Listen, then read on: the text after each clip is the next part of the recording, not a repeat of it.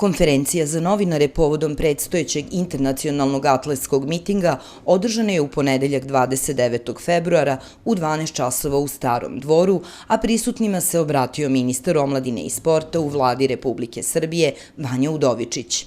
Sutrašnji događaj je samo najava nečega što ćemo u narednom periodu imati još više, nešto što želimo da postignemo, a to je da Beograd, Srbija i atletika postane centar sportskih dešavanja u ovom delu Evrope i da privučemo što veći broj atletičara i da privučemo što veći broj sportista u Beograd.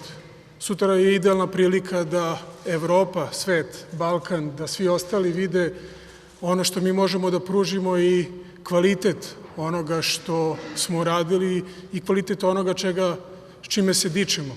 I zbog toga mislim da je sutra jako bitan dan i nadam se da će Serbia Open u atletici postati tradicionalno dešavanje, tradicionalni sportska manifestacija koja će svake godine biti sve veća i veća i koja će narednih godina privući velika svetska imena u atletici.